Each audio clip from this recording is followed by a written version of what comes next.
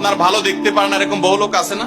এই হিংসা করলে অনেক সময় বদনজর লাগে, বদনজর। আপনার ভালো কিছু হতে আরেকজনের জ্বালা পড়া শুরু হয়েছে, এর কারণে অনেক সময় মানুষ ক্ষতিগ্রস্ত হয়। বহুবার এই সূরা পড়ে তৎক্ষণাৎ একেবারে পড়ার সাথে সাথে আমি কার্যকরিতা আমার চোখে বহুবার দেখেছি, আলহামদুলিল্লাহ। নবী সাল্লাল্লাহু আলাইহি ওয়াসাল্লাম এক সাহাবীকে বলেছেন, তুমি কি জানো আজকে রাতে যে দুইটা সূরা আমার প্রতি নাজিল হয়েছে, যে আয়াতগুলো নাজিল হয়েছে, এইরকম আয়াত কোরআনে আরেকটা নাজিল হয় নাই। আমার বাসা বাচ্চার কোনো অসুবিধা হলে মাঝে মধ্যে আমার মিসেস বলতেন যে একটু দোয়া পড়ে খুদাও তো। আমি আমার মিসেসকে সাথে সাথে বলি, কেন, তুমি দিলে কি সমস্যা? অনেক সময় বাচ্চাকে নিয়ে আসেন, হুজুর একটু তাকে দোয়া পড়ে ফু দিয়ে দেন, একটু পানি পড়ে দেন। আমরা কি দোয়া পড়ি আজকে সেটা আমি আপনাদের সামনে ফ্ল্যাশ করে দিলাম, জানিয়ে দিলাম। আপনার যদি কোনো বিপদ হয়, আজকে অনেক ভাই প্রশ্নে লিখেছেন, অনেক সময় মানুষ বলে, ভাই আমার বাচ্চাটার এই সমস্যা, আমার ওই ওয়াইফের এই সমস্যা, আমার স্বামীর এই সমস্যা, আমার এই সমস্যা।